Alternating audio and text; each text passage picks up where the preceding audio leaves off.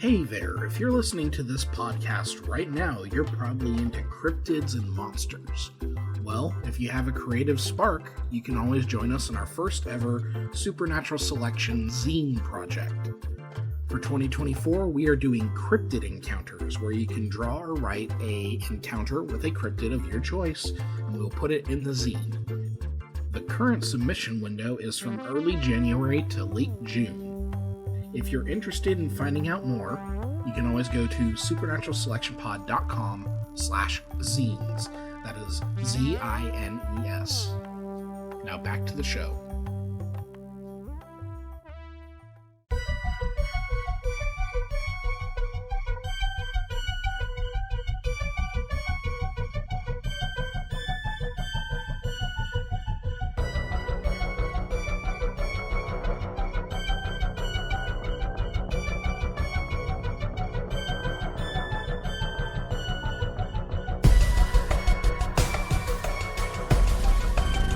I was waiting on you to. Yep. Okay, hello. Welcome to Supernatural Selection, the most professional podcast in the world.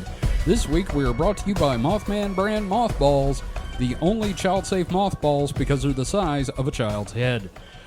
Is this a new thing we're doing, or are we doing bits to open? Well, that are like scripted bits? I figured I'd throw that in there. I'm going to start recording some fake commercials until someone pays us to stop. There we go. Yeah. No, I approve. Yep. I'm your host, Kevin Heyman. With me this week are Mike the Skeptic. Mike, how you doing? I'm sick again. Yep. You are one sick motherfucker. Yeah, but, you know, it's not that bad.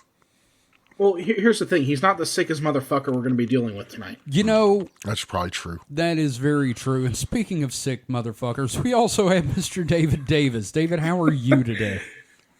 Gee, I appreciate that. I really do. Hey, yes. You wrote the article about butt stuff, all right?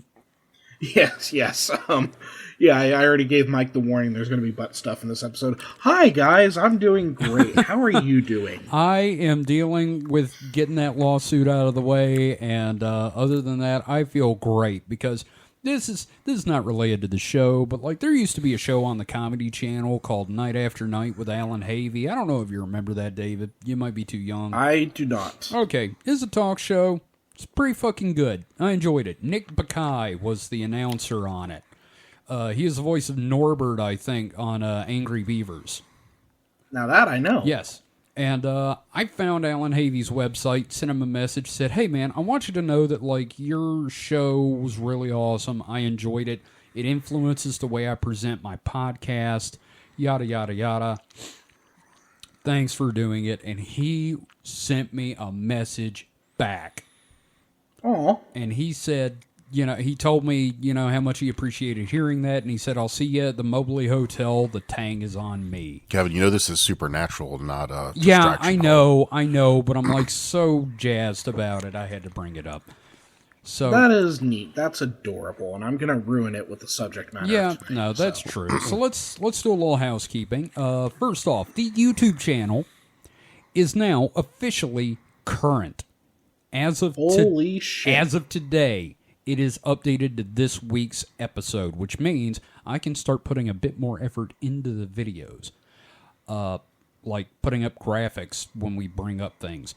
It also means that the rapid-fire update pace that you may be used to is now at an end. You will be getting one episode a week. I apologize, but them's the breaks. Well, until you start uploading the distraction hole. No, I'm kidding. That may get its own channel, and you're making those videos, my friend.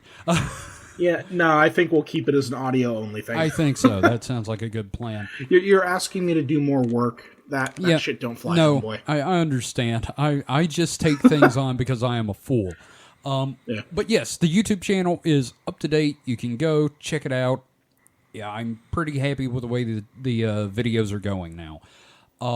Secondly, the zine is still accepting, I almost said donations. We're still accepting contributions in the form of art and prose. Please head to supernatpod.rocks/zines, or just head to supernatpod.rocks and click zines at the top of the page. And you can find out all the information you need to on how to submit. It's going to be really cool. You can download a free PDF of it and print it out yourself and sell it at cons, however you want to do it. The subject, of course, is cryptid encounters. So we will be we're asking mostly for your Bigfoots, your Kentucky Goblins, your Mothmens, your Chupacabras, stuff like that. I've also just been like looking up like really, really obscure cryptids, and I ran into some interesting ones that I'm gonna probably do some drawings of to throw in there as well. Like I'm gonna end up doing a lot of drawings for the book just because like I can do that. Yeah. But yeah, just some wacky ones. I'm very excited about it. You know what? A nice shiny nickel to the first person that submits a rock slide bolter. There you go. Yep. So, and lastly, butts. which brings us to today's topic. David, please elucidate us on what we're about to talk about. Yeah, so speaking of butts, we'll be talking about yokai today. I don't see the connection. You will. There will be a very intimate connection. You're gonna make a butt connection, Mike. Yeah. Yeah. The title for this episode, by the way, is Yokai Watch. Well, and then there's also a subtitle, but don't reveal that. Yep. Well, actually, no. They would have known the subtitle. You know what it is. You saw yes, the you know what you saw you the know damn what it thing is. in your feed, but we're not going to bring it up. Yeah. So again, we keep going on about butts, but there's some shit ahead. Quite literally. Yes, there is. So yeah, I've been wanting to cover yokai for a while, and just letting you know now, like everything that I do for this show, it ends up being a multi-parter in the long run. Episode creep has happened. So, I'm working from a number of sources, and there are so many yokai. Yeah. So many of them that, inevitably we are going to go ahead and cover multiple yokai in different episodes. All right. Also, I had a bunch of different sources. I'm working primarily from one source, from one author. I have other sources. But then, of course, I found another source that was super interesting. Couldn't really fit that in, so that'll probably be the academic portion of the next time we do one of these episodes. Right. So, pretty fun stuff. Very excited to get into it. So my primary source for this one is Michael Dylan Foster's The Book of Yokai, Mysterious Creatures in Japanese Folklore. I'm kind of curious to pick that one up, given how much you used it in this episode. Yeah, it's a good book. It's a good book. I'm really enjoying it. Very, very well researched and very well written. A lot of great pictures. There's a lot of great illustrations of yokai, and it literally has like a database of yokai in it. That's cool. Which is a lot of fun.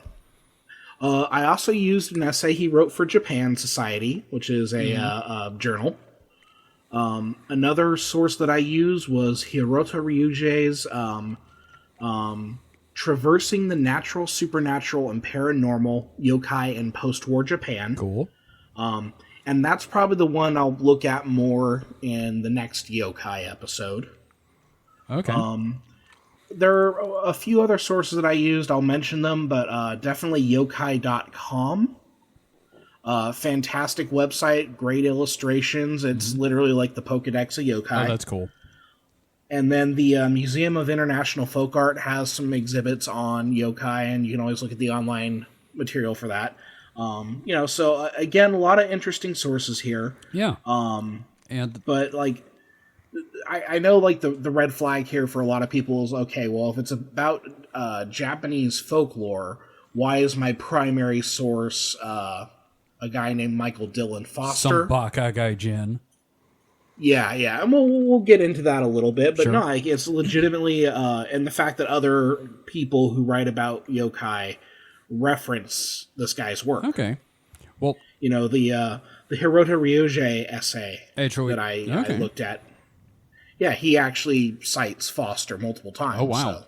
Well, Yeah, so a good authoritative source, yeah. I feel. Well, before we go forward, Mike, I'm going to be relying on you to bring up any interesting anime stuff that I don't think of during this, because I'm sure we're going to spot some things. Yeah, there's a lot of... I make some direct references to some anime. The two big things that I reference, though, a lot are obviously Pokemon. Right. And Yokai Watch, which, again, very, very fun. So I played the demo of that game. It's cute. It's basically like Spirit World Pokemon. It's fun. Right. But yeah, so let's go ahead and dive into it with like trying to answer what exactly yokai are. So, what do you guys know about yokai?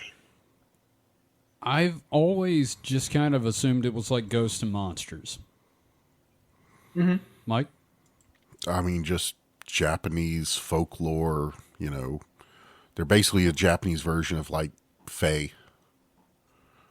And I think you're both right to varying degrees, but I think, Mike, you were closest when you said Japanese folklore, because what we're going to see is that to label yokai as monsters and demons limits what yokai actually are. That's why I said Fae, because it's closer to, you know, that kind of tradition.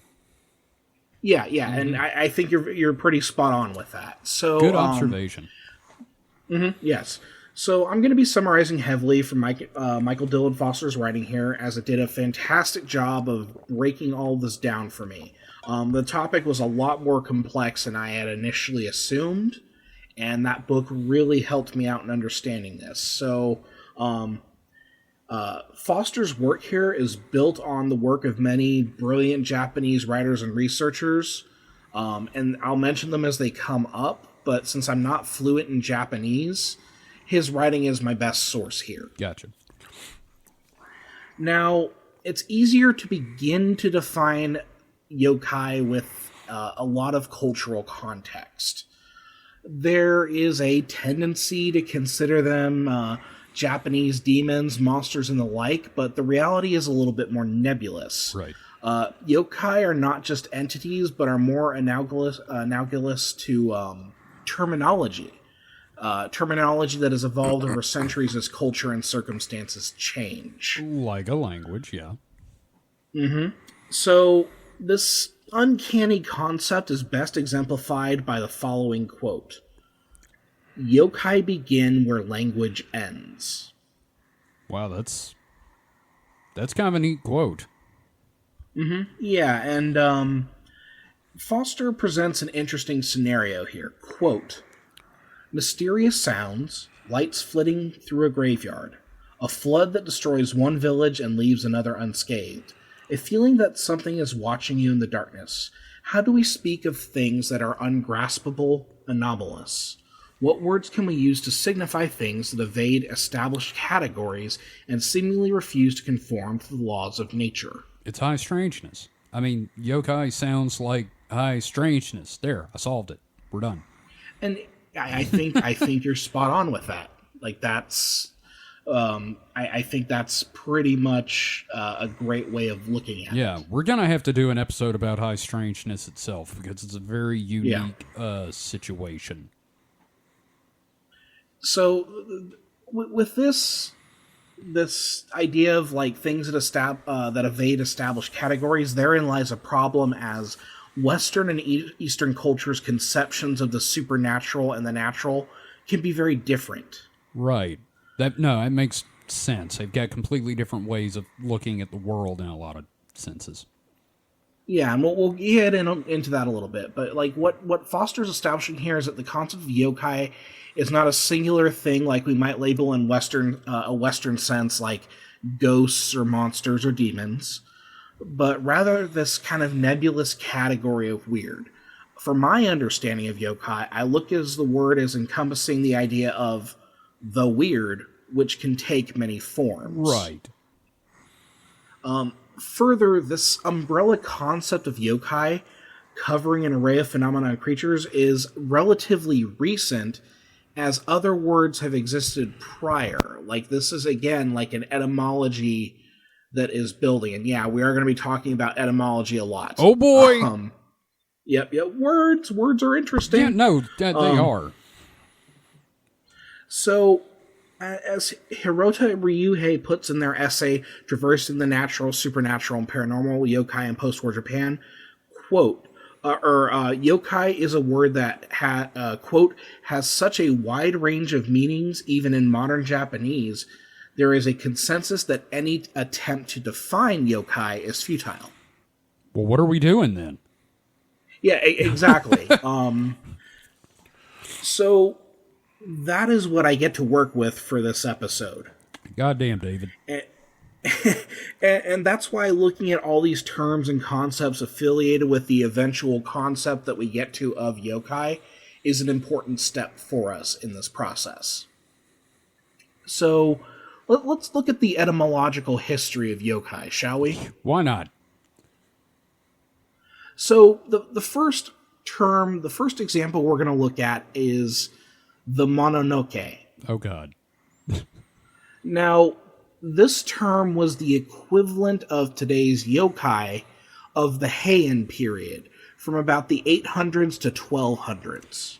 We're going to have a lot of anime call-outs in this one. I can feel it, like I said earlier. And one of the ones that is probably immediate to all of us listening is probably Princess Mononoke. I was actually going to say Wings of Haname's, but okay, we can go with Princess Mononoke. Oh, okay. Well, if you're a man of culture, Princess Mononoke. It's a joke. It's a bad joke. Yeah, no, I get you. But yeah, like that name is that name for a reason, right? So, Princess Ghost shit. Yeah, kind of. Yeah. So we can see the Mononoke evoked in texts such as Genji Monogatari, or also known as the Tale of Genji by Murasaki Shikibu, which is a like one of the first novels in Japanese history, I believe. Okay. Now, quoting Foster here, quote, direct translation of Mononoke is difficult, but mono usually refers to thing or matter, and K refers to something mysterious, suspicious, or troubling. So, like, our best translation here is just troubling thing. Right. So, the impression that I get here is that Mononoke invokes something sinister or uncertain, almost like the manifestation of an ill omen, almost like a lurking presence. So, like the unseen presence or energies that lurk just out of eyesight, always waiting and watching and jumping just out of sight when you turn to look. Yeah, I think that's the foundation to a lot of this. We're going to get to like a really interesting metaphor as we go forward. So, drug-induced paranoia. It doesn't necessarily have to be drug-induced. Okay. I mean, okay, I understand. Yeah, I experience that. We've had these moments. I think, Mike, you had the story about waking up and like the way that the LED clock it was a watch, but yeah. Yeah, it reminded you of eyes or something? No, it's just a green moving blob. Yeah. Just, like, or like when you were at the what was it, the Allegheny prison? What about that? I was like, it was just creepy though. It was it felt creepy. I mean, just the same way being anywhere at 2 a.m. that didn't have a you were unfamiliar with and was really old would be. I'd say that just about anywhere would feel odd that if you're not familiar with it. It's when reality becomes liminal. Yeah. So we have that idea of Mononoke here. Right. Another example of terminology that predates our modern concepts of yokai, but evokes many of the same characteristics, are Oni and the Hiyaki Agyo. Isn't that the face Belle Delphine used to make? First of all, fuck you, and she probably still makes that face. I don't know. Anybody heard from her? Send us a message. Team at supernaturalselectionpod.com. And it took me a little bit to get that pronunciation down, but yeah, it is the Hiyaki Agyo. Congratulations on that, by the way. Yeah. So, Oni are is like a term that's most easily translated to and known today as like demon or ogre. Right. In the Heian period, if you were to refer to like a threatening entity, then you probably would have gone with Oni. Right. So the way that I'm seeing it here at this point is that Mononoke is like the Heian term for bad vibes, and Oni is the physical representation. It's like the physical entity. Interesting. Like, does that make sense? Because that's the hard part about all of this. No, it's like Mononoke is more of an ethereal, mental sort of, like you said, vibe, and Oni is like the big thing in the middle of the road with the club. Or Lum. Mm-hmm. So then we have the, again, like the term, the Hyakiagyo. It's translated to something like Night Procession of 100 Oni. Interesting. Which sounds cool as shit. It kind of does, yeah. But it was actually something that was forecasted by the Bureau of Divination, or the Onmyorio. All right. Onmyorio. We need one of those. I want a Bureau of Divination in the United States government, goddammit. Yeah, so around this period of time, you would actually have this Bureau of Divination, and when the vibes were, I guess, sus, it was like, oh, okay, here comes a night procession of 100 demons. God, can you imagine if we had a national tarot society that, like, handled shit for the government? Right. It's almost like having that Bureau of Nostradamus studies or whatever during World War II. Yeah, okay. Well, we have done a reading for the country, and it looks like the entire country is the hermit this week. Did you ever notice the word Hister kind of looks like Hitler? Yeah. God, are we really going to do that? We've done that already. So, as Foster puts it in his book, quote, when the Hyakiagyo was on the move, it was to be avoided. Suddenly, the familiar space of the city was possessed by wild, unpredictable, dangerous demons. For a short time, this world and the other world would intersect, and the usual rules of human culture were invalid. All right, I love this because it is so similar to the Western ideas of both the wild hunt and the trooping fairies. They're both processions of otherworldly creatures to be avoided by hiding in your house and praying that Odin doesn't sing in a falsetto at your door for beer and beans.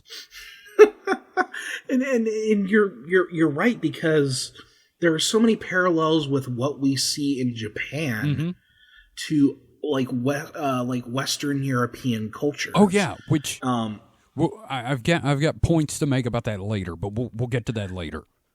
Yeah, and it just it just shows kind of the universality of the human experience, and then it makes you question why we're always at each other's throats. Yeah. But that's another topic for another time. That's another podcast. But like, right? One of the things about this is it also kind of brings to mind phantom armies, which is a whole other thing. But I just find it interesting that humans have this thing where we're terrified of ghost processions. Mike, out of curiosity, do you have any thoughts on that? Is that like a psychological thing with people, or do you think it's like, what does that?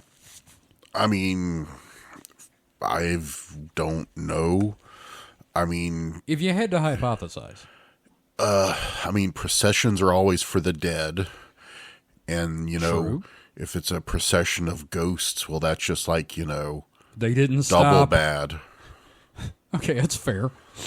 It's either it's for the dead or the dying. Well, and I also think there's usually mist and fog involved. Very true. And that always makes things unsettling. Like at night in particular, mist and fog can be a real issue. And then if we're talking about like the Wild Hunt, which I believe is was it Ireland or Scotland? It's Norse, Irish, and Scottish. There are okay, examples of it in multiple cultures. So even during the day, right? Like blankets of this weird otherworldly mist or fog. Right. You don't know what's in there. Right. Yeah. Could be anything. That's like when I used to go to work at Rose's, and there'd be like fog so thick you couldn't see the store, and I'd be praying it just vanished in the fog. It was just gone. Yeah, just that's sad. Yeah, fog's unnerving as shit, man. It is. Yeah. I'm sorry, Mike. I think I cut you off. Did you have any other? No, that's all I can think of. Oh, okay. I mean, again, it's like, how do all these what? It's hard to answer a question of like, well, why do all these cultures have these similar processions of the otherworldly, right, that intrude on their existence? And like, I have no fucking answer for that. I do, really. But it's not a good one. We'll get to it later.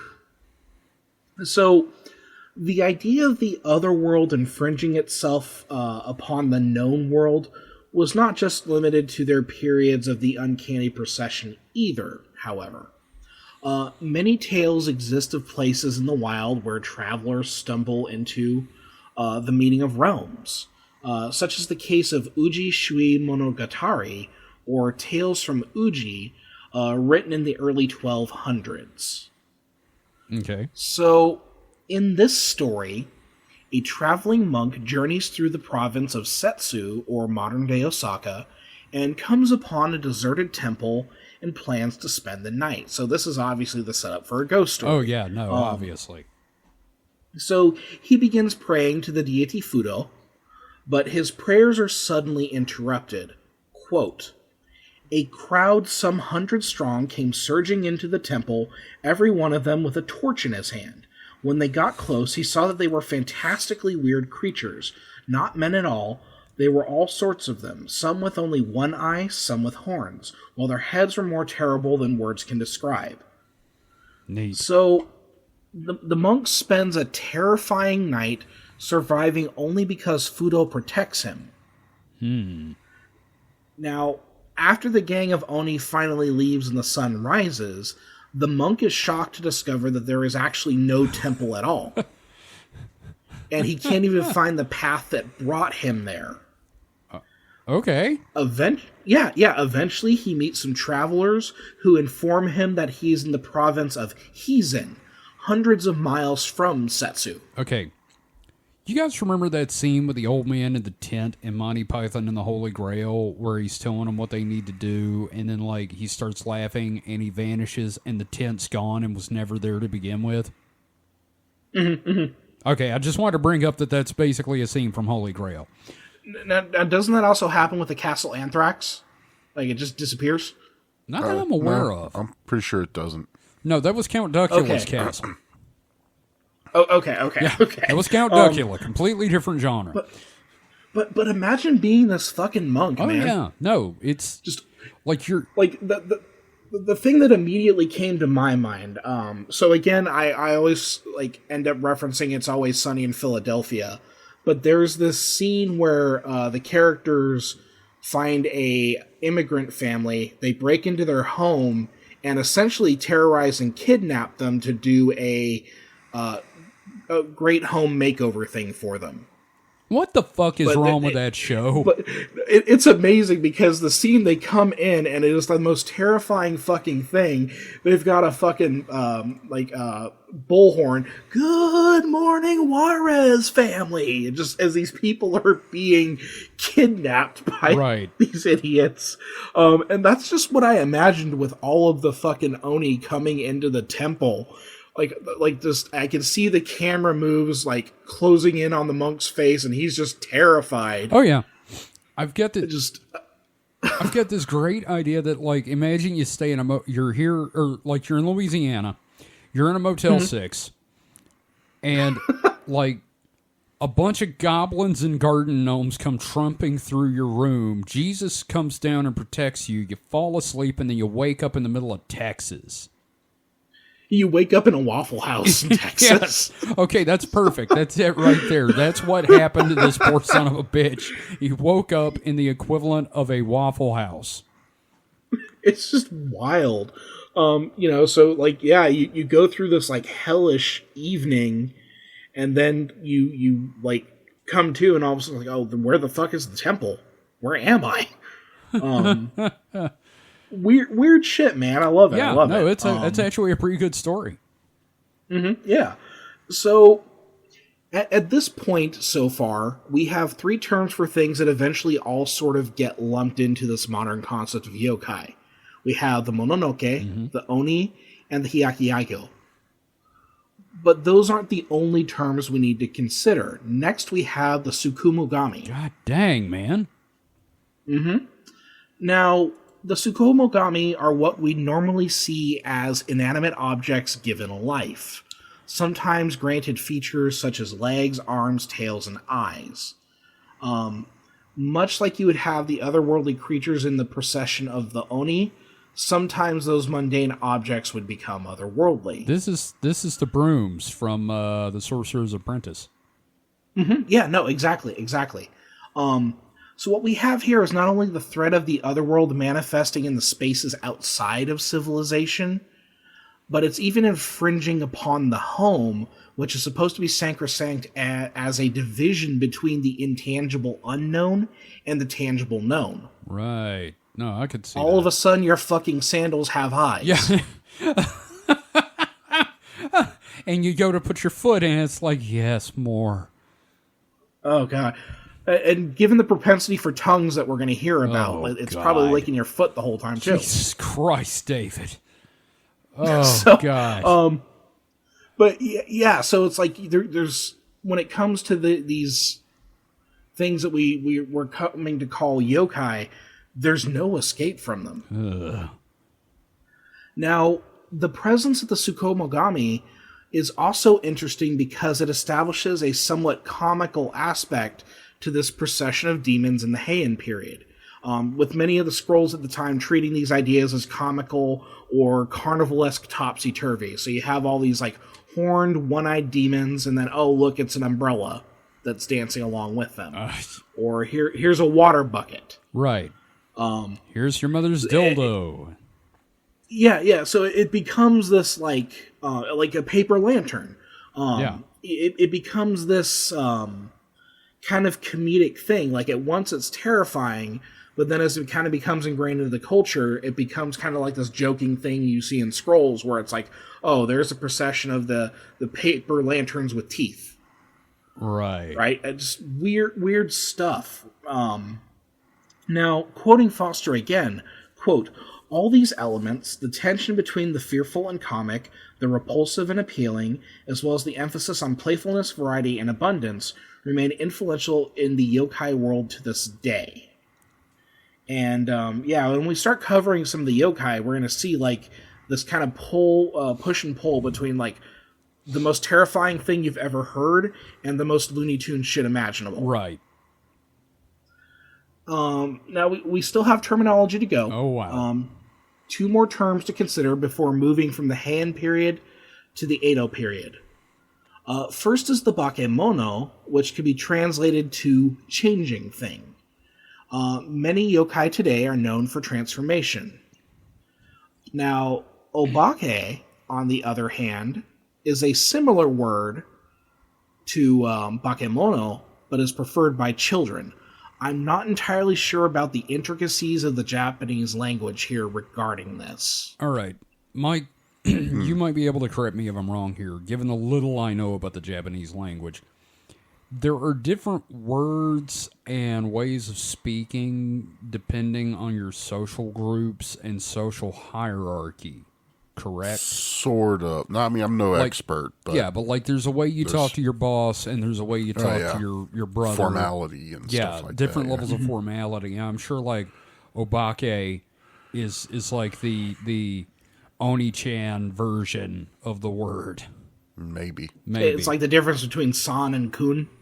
Yeah, I would think so, but again, we're not experts.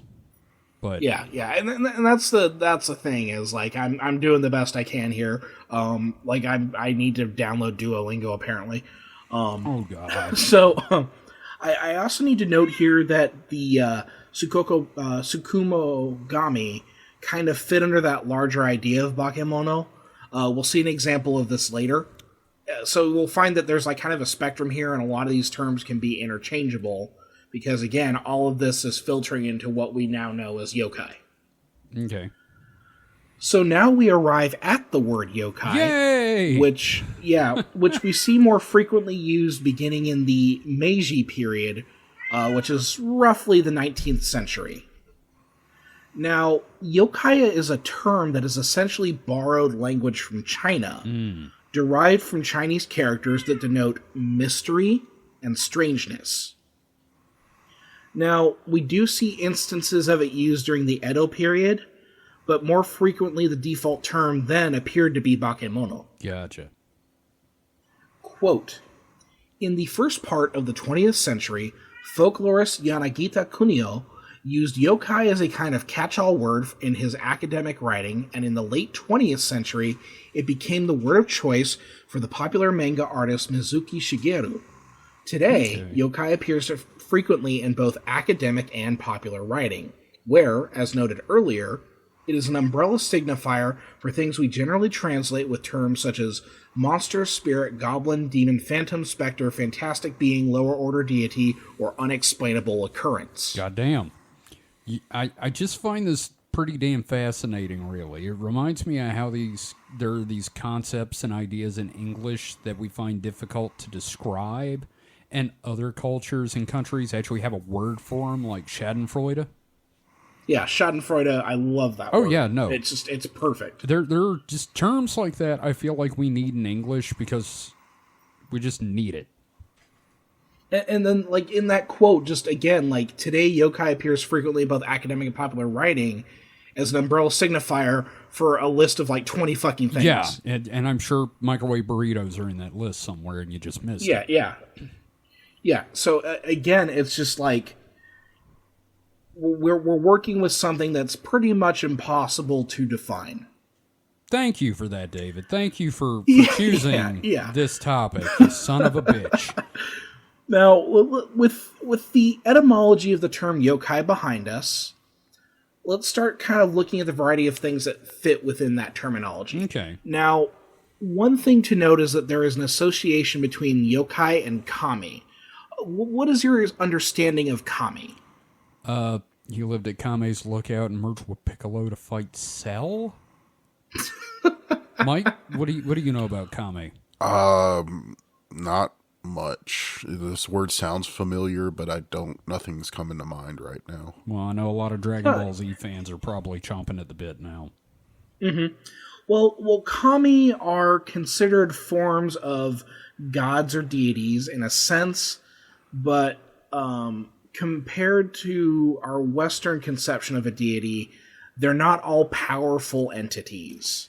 You know, we might better consider them to be a kind of nebulous spirit, and in this sense, kami are everywhere. You know, this kind of makes Dragon Ball make a lot more sense because, like, you know, there's Kame, and then, like, Kame has, like, all these dudes over him, and it's like, wow, there's a god bureaucracy here.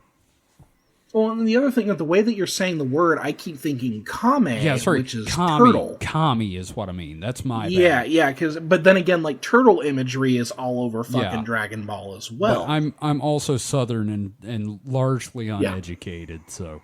Yeah, I'm not judging you for it, but again, it's like with all these words and how different words can mean different things. Language sucks, man. Yeah, no, it does. Yep. Fuck language. Quote, large or striking features of the landscape, like a mountain or waterfall or ancient tree, may contain or actually be a kami. In other cases, kami may lodge in something small and local, like a boulder or a stone or a trickling creek. Kami are abundant and varied and all around. Almost anything potentially can possess a spirit. Okay, again, with the similarities, this reminds me a bit of the spirits in Aboriginal folklore and religion in Australia.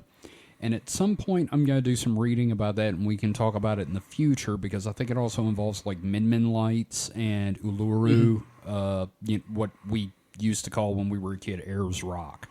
So that's a whole other topic. It's also in the lyrics of Colors of the Wind in Pocahontas. Oh, fuck you. But I make that reference because, again, like, No, we see these kind of concepts pop up in multiple cultures. Right. So, yeah, I'm working as best I can here with a very challenging topic, as religion in Japan is complex, and there would be a multitude of things to address.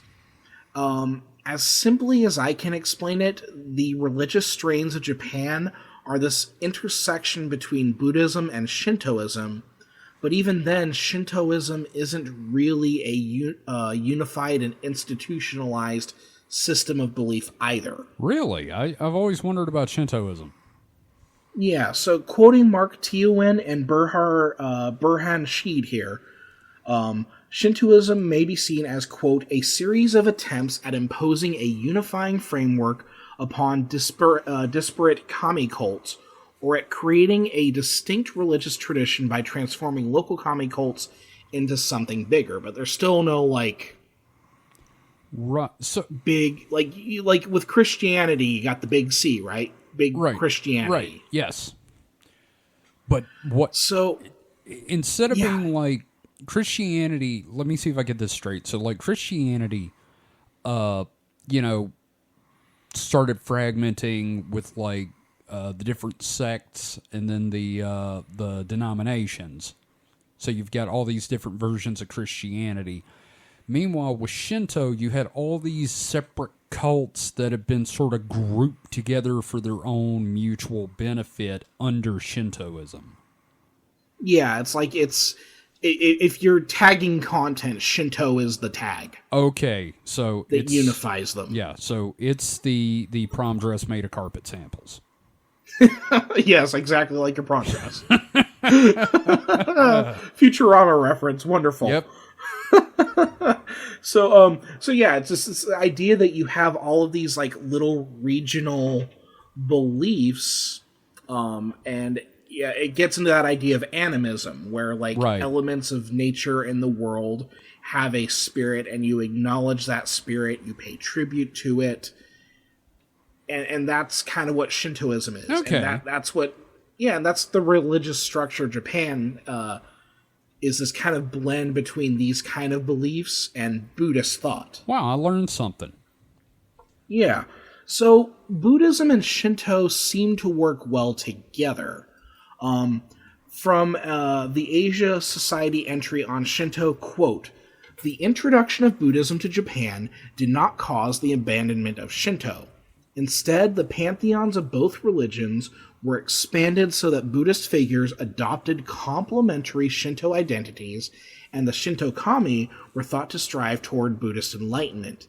In this way, new converts to Buddhism were not obliged to abandon their traditional beliefs, and Buddhism was able to appeal to a wide range of people. I swear to God, this is just Christianity and pagans. It's like, hey, let's just bring them in.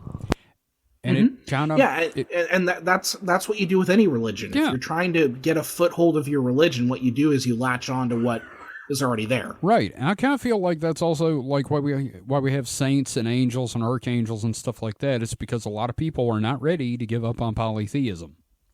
Mm-hmm. So yeah, I mean, that makes a lot of sense. So it's like, okay, well, you have all these divine figures. It's just there's one guy at the top. Yeah, you've got... at the top of the org chart, there's the big G-man. So what you've got is your department managers, your assistant manager, your store manager, regional manager, and then your CEOs and such. Mm-hmm. Okay. Yeah. So it's also important to note that kami were not inherently good or bad. Still, they could be capricious, flitting between the attitudes of Nigitama or Arantama, roughly angry and gentle, respectively. That's the only two modes. Yeah, well, it's a spectrum, right? There's a spectrum with these things as well. But yeah, like you have, if you're dealing with an entity, a divine entity, right? Right. There are usually only two moods. There's like Old Testament God and New Testament God. Fair enough. Right? So, yeah, so, like, the thing is, like, and we find with all these things about, like, yokai, is there's always kind of, like, this little bit of a goof 'em up, a little trickster element to all of these things. Right. So, one interpretation of yokai suggests an interesting relationship. Yanagita Kunio, quote, the father of folkloristics in Japan, suggested that yokai are kami that have degraded over time, an idea that suggests that intimate relationship between the two. Okay. So if we believe that like there are these spirits invoked in everything, and if a spirit is neglected, then it may become a yokai. Yeah, I got something to say about that later. Okay. So there's another interesting interpretation that presents another unique connection between yokai and kami. Folklorist anthropologist Komatsu Kazuhiko has suggested that yokai are unworshipped kami, and that kami are worshipped yokai. Right. So, what all this suggests, as I understand it, is that the connection of the kami and the yokai is like a spectrum. In many interpretations, bad can be attributed to yokai, whereas like good could be attributed to kami. And because of the spectrum and the capriciousness of kami, they can be influenced. So, here's an example of this. Quote, one famous example of transformation is Sugawara no Michizane, which was roughly 845 to 903 BCE, a Heian period scholar and poet who was banished for political reasons to an undesirable post in Kyushu. After his death, it is said, he became a vengeful spirit, an onryo, and proceeded to cause a series of terrible misfortunes, including untimely deaths, floods, and lightning storms. Eventually, through government proclamations and the pacification ceremonies, he was deified, transformed into the kami called Tenjin-sama. The calamities ceased. Huh. So we have this yokai that becomes a kami. Right. And that's the thing is, in Japanese folklore, the yokai have interesting relationships with humans, and they're more so than like the only other equivalent I can think of is like fairies. Right. And we'll get, yeah, that's what I was going to bring up because yeah. Like, do you want to bring that up, or is that something you want to... actually, it's extremely similar to some of the theories about the wee folk in Ireland. If you are even remotely interested into this, I highly recommend Fairy and Folk Tales of Ireland by Yeats. This is so similar to them because it's believed that these are the ancient Celt gods, dwindled to smaller and less powerful forms that still demand the respect of their godhood, and they're notoriously capricious in nature because they're not worshipped, but they do demand their respect. And it just sounds so similar to what I just quoted here. Exactly. It's wild, man. I know. Wild shit. It's really interesting to me, the idea. And also, not Douglas Adams, Terry Pratchett brought this up in the book Small Gods. In that there's, like, in Ankh-Morpork, there's a temple of the small gods that people will go and do a little bit of an offering to all the small gods to help keep them alive with some form of worship. So, that's why you have, like, there are shrines in Japan devoted to yokai. Right. Yeah, it's this appeasement thing. So, because yokai are so often associated with, like, mischief or bad, it is easy to associate them with the Western concept of a monster. Yes, we can certainly associate some yokai with monstrosity, but we should also acknowledge that yokai is still very much a catch-all for a spectrum of weird phenomena as well. As such, it's tough to make a one-to-one association between yokai and a monster. Now, I am going to say the word yokai is starting to not mean anything to me anymore. Hearing it so much, it's like the toy boat thing. Yeah, and that's the issue at the top is I'm going to have to say that word a whole hell of a lot, but like just, again, we could probably just substitute yokai for weird or high strangeness. Yeah. If we wanted to. And it would make sense. But we'll continue.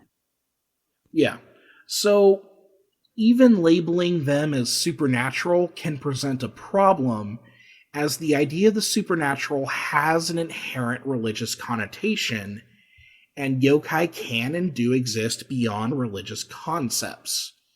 So quoting Hiroto Ryue here again, quote, "We must first draw attention to the fact that virtually every construction of the supernatural is intended to contribute to defining the concept of religion." So, like, the idea of the natural is the good that is made in the Western world, like the good that is made by God. Right. That is the natural. The supernatural is not of his natural order. It's all the demon stuff, right? Yeah. So like Dungeons and Dragons. Yeah, exactly. Right. Dungeons and Dragons are Mazes and Monsters if you're a Tom Hanks fan. Sure, okay. That's fair. So, in fact, Hiroto Ryue's whole essay is about the journey of how yokai began to be classified as supernatural entities when they're actually a far more ambiguous idea. Wonderful companion to Foster's book, but for the purpose of our first exploration of the topic with this episode, I focused more on Foster's approach. But definitely, next time we tackle this subject, we're going to be looking at Ryuhei's article as a framework. Right. Because, again, it's super interesting. Okay. We do have a specific Japanese term for monster, and that is kaiju. Woo! Mm-hmm. The word even shares kanji with the term yokai and translates to strange beast. Good word. However, kaiju are not yokai, as they originate from the commercial as opposed to folkloric roots. Really? Interesting. Mm-hmm. So kaiju literally is just Godzilla. Yeah. So, any monsters that we associate with kaiju are commercially based. Okay.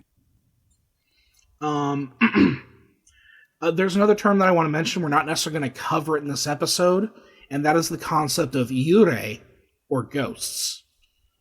Now, there is some crossover between the terminology of yurei and yokai, but for the purpose of our focus here, we're going to treat them as separate, and yurei are certainly worth looking at their own. Japanese ghost stories are fucking wild. I love them. Sure, I just feel like separating the ghost and the yokai is kind of semantics, though. That's just me, though. Yeah, no, and I get where you're saying with that, but also, like, if I started throwing fucking Japanese ghost stories into all of this... I gotcha. It'd be like another 6 episodes or something. I know. Yeah, do you want a 3-hour episode? Because that's how you get a 3-hour episode. Motherfucker. Well, speaking of episode lengths, for now, let's go ahead and take a brief pause, and we'll be back after these messages. All right.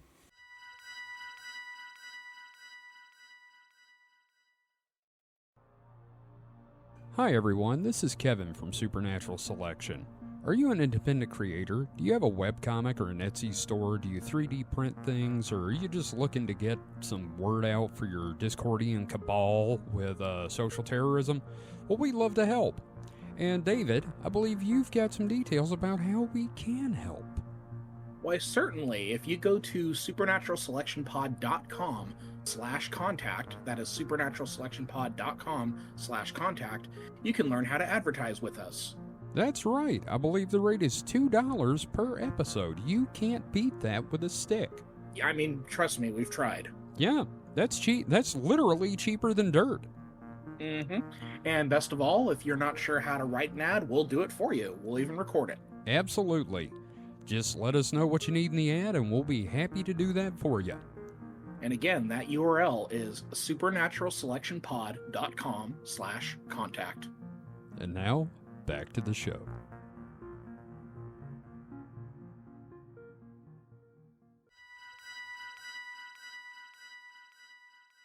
And we're back. So, how are we feeling about yokai so far? Okay. Again, it's a lot of terminology, and I do apologize for that. No, I mean, I'm not, it's not a part, it's not an issue of following along. Just I don't know. I don't have any thoughts on it. Okay. Well, you're gonna have some thoughts ahead. So, if you're gonna have a culture and come up with ghosts, simpler concepts. So, before we dive into some iconic yokai, I want to cover one more concept, which is nurikabe. It's definitely something to help contextualize the perceived classification of yokai and the supernatural we've discussed, but I also think it fits along the lines of broader things we've covered in the show. It also happens to be a yokai, too. Again, this can be kind of confusing. So, quoting Foster, quote, "Whether they call them monsters or spirits or demons or whatever, it is likely that all cultures have traditions involving something that fits what we are calling yokai. Thinking about the genesis of yokai, then, is really a philosophical problem, and it helps us explore how human beings struggle to grasp, interpret, and control the world around them." Okay. Now, the nurikabe is a form of yokai, but also serves as a metaphor for how yokai emerged in culture and folklore. I'm going to paraphrase a hypothetical scenario from Foster's book here. Imagine waking up in the early morning hours when the world is dark and still and hearing scratching sounds at your window that you cannot explain. You may even investigate by opening the window, but find no explanation, just a still darkness. You return to bed, confused, and just as you're about to try to get back to sleep, the scratching sounds return. You investigate again, and the sounds vanish. This happens night after night, and no matter how much you try to investigate for causes, you find no answer. Quoting Foster, quote, "At this point, when all possibilities in the known world are exhausted, you might venture into the unknown. Maybe something is trying to contact you. Are these mysterious noises some sort of sign, a warning to leave the house?" So then the dreams begin. Little beings with hammers and claws climbing your house, making the noises that you've heard every night for days. Maybe you even give them a name, say Yanari or House Sounders. Suddenly, you have made the unknown known. The mystery can now be identified, classified, and shared. You meet someone who has experienced similar unidentifiable scratching at their house in the darkness of early morning. You tell them about the Yanari. The shared experience grows. Maybe that person heard about a similar entity and how to banish or appease it. Okay, I know I keep bringing up, like, hey, this reminds me of blank, but, like, there's a story about, for lack of a better term, they call them, like, mine knockers in Germany. It's about, they'd be down in the mines and you would hear something knocking on the wall you're digging at on the other side, and they said it was dwarves banging on the walls. And again, surprisingly universal. Yeah, and like, when you hear this hypothetical scenario, so much just clicks into place, right? Right. The universality of this experience is not unique to Japan, and the concept of yokai. Still, I think looking at this idea from the more, for lack of a better term, ambiguous nature of yokai, as we've discussed, provides good framework for how cultures all over the world create these things, from demons to ghosts or UFOs and ultra-terrestrials. So much of what we've covered on the show can have similar origins to the Yanari that we just talked about here. Right, and Jacques Vallée has some very strong thoughts about this, and if you'd like to find out more, I would start with Passport to Magonia. Again, this is the idea that all these phenomenon are the same thing, which, according to him, is like some ultra-terrestrial thing, and we all interpret it a different way, or it could be mental illness. Yeah, it could easily be mental illness. So I have no idea what we're talking about, though. So what about the Nurikabe? What about them? Yeah, what about them? Well, here's another little hypothetical scenario for you. Pretend you are a peasant woodcutter who has spent hours working hard and you are hiking home. You have logs slung over your shoulder, which is a lot of weight on the top of an already very tired body. As you walk, you find yourself stopping, unable to keep moving. You just cannot physically move any further. You feel as though you have hit a wall. The Nurikabe is a yokai that represents an invisible wall, the rough translation being plaster wall. Now, imagine you are in a marathon. And I don't think either of us, I don't think the three of us have ever been in a marathon before. I wouldn't even know how to start. Yeah, not really. So at the 20th mile, which just sounds terrible to me. Oh, God. You hit the wall. The figure of speech is you manifesting an eternal thought on an external metaphor, just as when we were tired woodcutters a moment ago. As Foster writes, quote, "The runner's experience dovetails neatly with the idea of bumping into a Nurikabe. If hitting the wall itself is a metaphorical expression, the Nurikabe is a slightly more concrete, no pun intended, metaphor in which the phenomenon is not just described by alluding to the feeling of hitting a wall, but is given its own special name and personality." And, you know, I've heard of this wall with physical activity, but I have never experienced it due to sheer fucking laziness. Oh, God, I have. Really? I was about to ask, Mike. That was last night at work when I was, being sick. I hit a wall. Was it last night? Yeah, it was last night. Yeah, you were so out of it, you don't remember it was last night. I just hit a wall, and I was like, I can't do anything else. Yeah, I mean, yeah. And there are some times where I've actually, kind of pushed through it because, I remember one time when I was a teenager hiking with my family. Not hiking, but we went to a park, and we did a lot of walking. And I'm just, gassed. I've, it seemed like... So it's so bad to the point that it seems like it's been an eternity. I've been walking for an eternity, and I'm still got an eternity to go. But I'm still, walking up this hill. And it was in Birmingham, Alabama, so it's a lot more of a hilly area than here. So, now that you say that, I did kind of get that sometimes at the military park in Vicksburg. But it's more of a, Yeah. Well, I was 5, so... Yeah. Yeah, I recall one day I had a 14-hour shift at a restaurant. Oh, God. Yeah, and talk about fucking hitting the wall. But no, my actual joke was going to be these days I hit the wall getting out of bed in the morning. Oh, yeah, been there. So we've talked about the ambiguity as to what yokai are. They're not always entities. Many can be monsters or demons, but to label them just as such is inaccurate. I think the metaphor of hitting the wall, or more to the point, hitting the Nurikabe, as Foster outlines, makes a lot of sense. The mystery is given a form that can be articulated and shared. This is the essence of yokai. Yeah, this is also just real folkloric. This is like the old hag, being hagged, which is, you wake up with sleep paralysis, and back in the day, it's like you got the hag on you.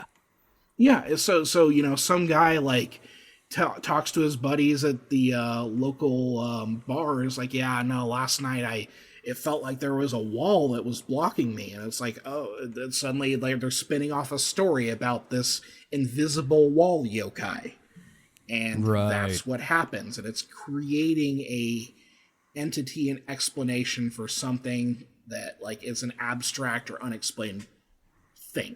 Right. So yeah, let's that's talk definitely about a some cultural fucking yokai. Yeah, that's definitely a cultural thing though, where you're more that culture back then at least would be way more inclined to ascribe something to is a not ghost. Mm-hmm, mm-hmm. Oh, and so much of our culture comes from dudes getting drunk in taverns. Because my class, we did a week on Little Red Riding Hood, and I talked about its origins as a bunch of drunk old peasants, telling stories about a wolf chasing a pretty young girl. That's the origins of Little Red Riding Hood. That's a Looney Tune. Mm-hmm. But yeah, let's talk about some fucking yokai now. Yeah, let's talk about the real ones. Mm-hmm. So I'm mostly leaning on yokai.com here.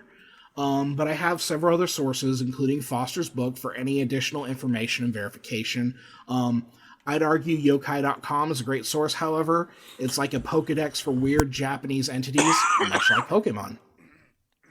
Right. So, The most famous yokai, even among baka gaijin such as us, I would argue, is the Kappa. We're such fucking weebs. What do you guys know about the Kappa? I know they're asshole turtle guys with bowls on their heads, and also Captain from Animal Crossing. Yeah, pretty much it. Yeah, like, I think, like, I'm not going to say that, like, most Westerners can identify, like, what a Kappa is. Mm-hmm. But They're balls on their heads, or they, like, bald spots? They have, well, David's going to explain it, but it's Yeah. supposed to be, like, inverted. Yeah. But for most people who are, like, have even a casual interest in Japanese culture, like, they know what the fuck a Kappa is. Right. And the Kappa is the biggest yokai we'll be talking about in this episode. I have several other yokai we're going to be talking about, but, like, as far as the heavy hitters go... He's the famous one. Yeah, so we're not going to talk about the Tengu, the Tanuki, or the Kitsune. Yeah, if you played Mario 3, you know about the Tanuki. Mm-hmm.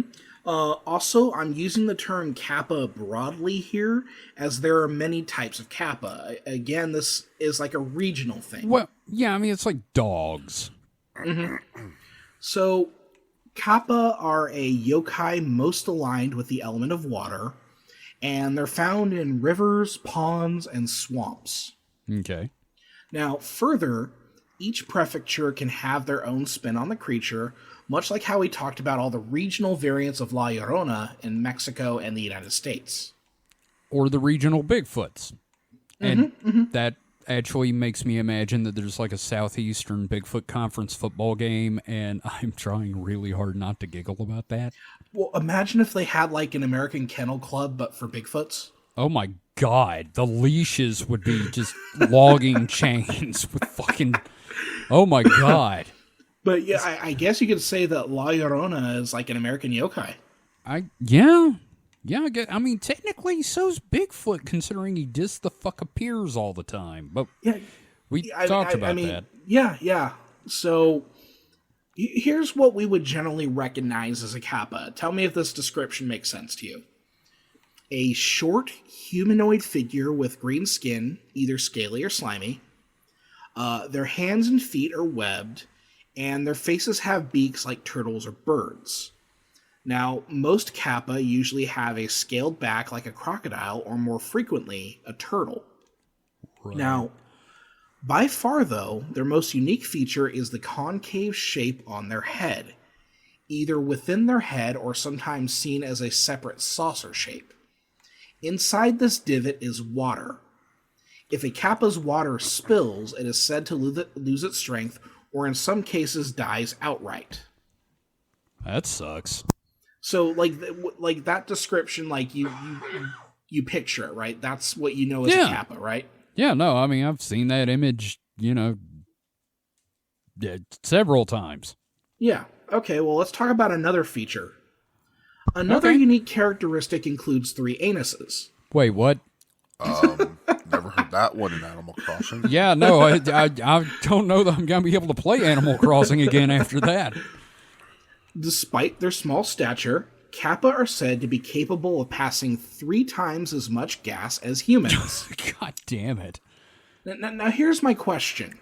Is it gas by volume or gas by frequency? Because I'm assuming 3 anuses connect to a single digestive system. What are your thoughts on this? But it's a triple wide, colon. Like a garage. Like a 3-car garage. Yep. Now, see, it's a fart warehouse. See, I'm thinking it's volume for sure.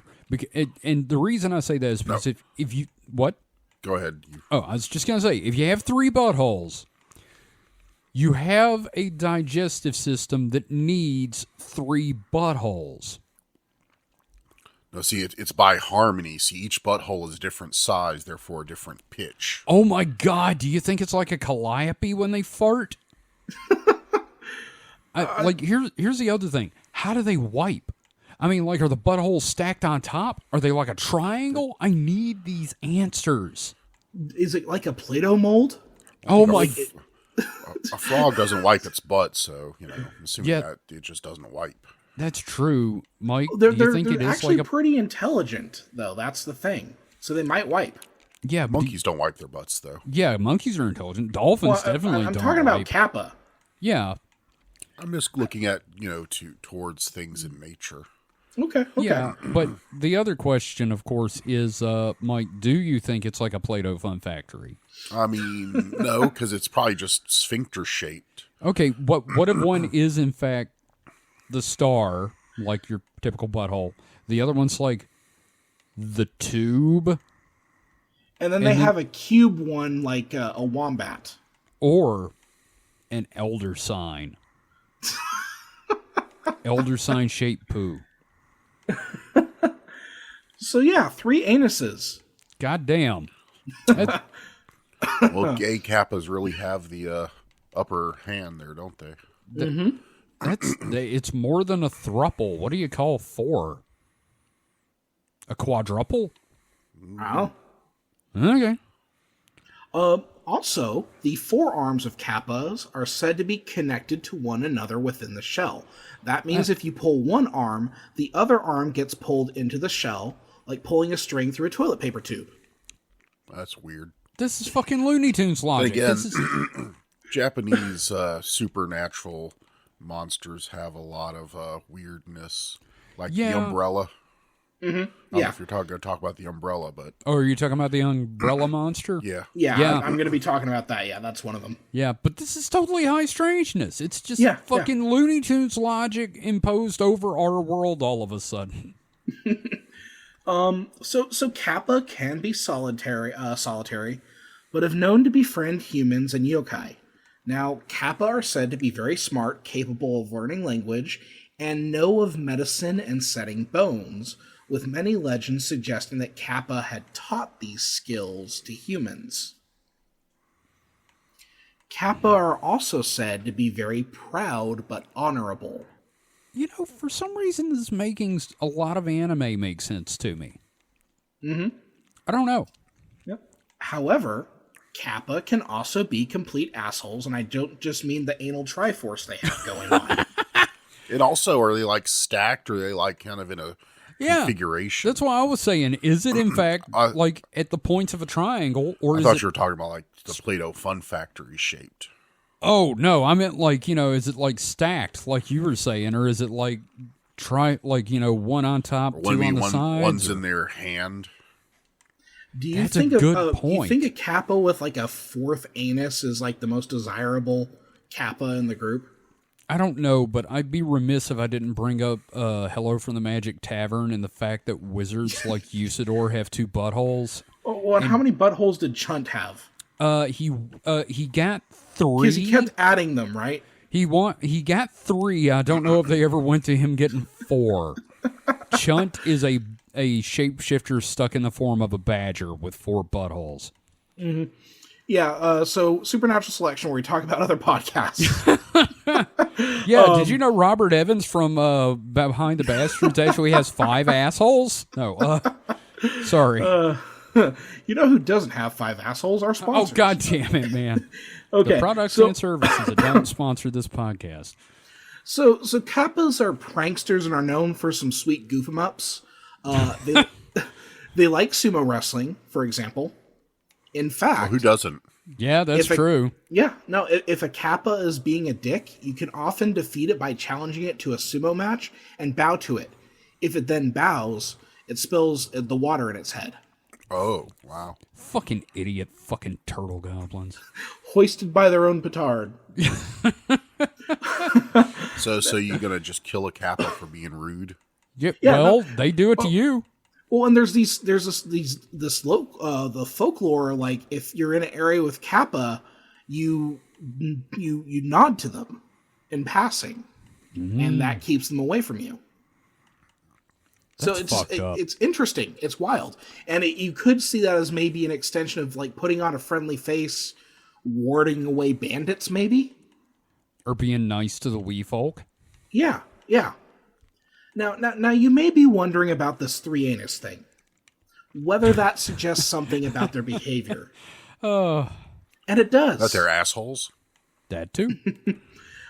Kappa are fond at passing gas at passerby. The sons of bitches. Crop dusting. Yeah, no, they literally they hang out by ponds and crop dust people who wander by. Oh, God damn it. But this is not the only anal fixation of the kappa. But we'll get to that in a moment. Oh, do they do the thing with the fingers? Oh, the Japanese thing where they like put their fingers together and poke you in the butthole. There's like an arcade game about that. We'll get to that. We'll get to that. Okay. So another thing, kappas are said to fucking hate livestock. What? And have been known to attack cows and horses, usually by drowning, biting and clawing all the while. What's their stance on hamburgers? I could make a joke here, but it would ruin an important point ahead, so I'm going to come back to my joke in a bit. I still don't get why they'd hate livestock. Yeah, I again, like... Unless it's horses. Horses are assholes. Yeah, okay, fair. Sorry, well, yeah, all you they horse do, people, but... Yeah, Not sorry, they do horse attack people, your cows and animals are horses, jerks. so... Yeah. Well, and you hearing all the stuff that we've talked about, it makes you wonder, what is the situation where somebody is like, oh, well, that's what a kappa does? Like... Yeah, what fucking frog murdered your horse? You know, maybe a horse got scared by some water. Someone's like, okay, it's a fucking kappa. Who knows, man? This is wild stuff. Well, like Batman said, horses are a cowardly, superstitious lot. Now, kappas are also known to peek up the kimonos of women. Because they're perverts, like everything in Japan. Yeah. And more problematically, they have been known to kidnap, rape, and kill swimmers. God, they're dolphins. Now, we had mentioned that many yokai occupy a spectrum between bad and good, and in the case of the kappa, appeased kappa were pretty chill. Those who were not decidedly had no fucking chill at all. All right, look, this entire thing, you literally just described Master Roshi. Oh my god, the shell. Dude, he's supposed to be a kappa. Right down to the bald dome, man. Motherfucker. Mm-hmm. Fucking Akira Toriyama, son of a bitch. Now, one thing I haven't mentioned here, kappa have a love of two foods. Okay. The first is cucumbers. Okay, that tracks, because Captain always sang about cucumbers. Remember that, Mike? Oh, yeah. Mm-hmm. These fuckers love cucumbers. And So the sushi cats. roll known as the kappa maki is based on this. Now, I want to make sure everybody heard what Mike just said. It's, they're not cats. Have you ever seen videos of cats and cucumbers? Oh, they hate the fuckers. It's hilarious. Now, I do want to propose that we change the eggplant emoji to the cucumber emoji, especially since I know about cucumbers. Mm-hmm. Well, let's talk about the other favorite food item of the kappa. Okay. Kappa also love to eat ass. Wow, so they have 3 butts and they eat butt. They're giving the Mothman a run for his money. Ooh, the Mothman and Kappa sitting in a tree. Well, I don't mean... L-I-C-K-I-N-G. Oh, God. I don't mean in the fun way. Oh, so they eat buttholes? I mean when they eat humans alive, they start with the anus, and in particular, they look for what is called the shiriko dama, which is a fabled lump of flesh said to be found just inside the anus, kind of like a butt pearl. You know... Not the black pearl, but a butt pearl. I feel like we could just end the series now. We're never going to top the butt pearl. Isn't that just the prostate? I do feel like that's the theory. I think it's attached to that, but I'm going to quote what is quite literally the funniest sentence ever written from hyakumonogatari.com. Quote, "You have a magic ball in your butt and the kappa want it." Is John Travolta a kappa? Probably. I just, out of curiosity. Mm-hmm. Okay, so a quote from mangaka Mizuki Shigeru also elucidates, quote, "Ever since I was a child, I heard that you had to be careful in the water because kappa would try to take my shiriko dama. It was said that in the water, a kappa would come from below, extend an arm upwards, and stick a hand up your anus to extract the ball." What the fuck? So we talked about the finger in the butt thing? Yeah. Yeah. Could be that. Maybe. It's entirely possible at this point. So I'm just guessing here, but I feel like the Shirikodama was a possible way to explain the prostate back in the day. Here's the thing. Number one, can you imagine growing up being terrified that a turtle monster was going to reach up your butthole and pull out your butt pearl? And second, someone stuck a finger up my butt. I came, and I must have a magic butt pearl up there because otherwise I wouldn't have liked it. Gotcha. Yeah. Okay, that's the thing. So when you asked earlier what they thought about hamburgers, my response would be it depends on how much anus is in it. They love hot dogs then. So Kappa shares some similarities to other entities around the world. For example, we have the Yokai of the Philippines known to kidnap children. In Slavic mythology, you have the Vodianoi. In Western Slavic culture, you have the Vodnik. Also, of course, we have those crazy Germans and their Wassermann, Nix, or Nickel. Now, I noticed you didn't bring up the Kelpie of Celtic tradition that would lure kids. You know, it's a water horse. And which, again, Mike, horses are fucking evil. So they would lure kids onto their backs, magically glue them there, and then jump in a river or lake and drown them. Needless to say, I've done a lot of research on Irish and Scottish folklore over the years. And it's funny you mentioned Kelpies because I was just watching Delicious in Dungeon and they had Kelpie in the episode. Oh, God damn it. Don't we have a Kelpie Irish whiskey at work, Mike? I don't know. I think we do. Or you did at one point.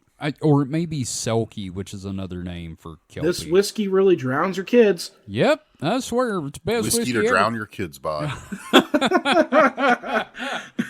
Now, Kappa today have fallen more into the kawaii mascotification of many yokai.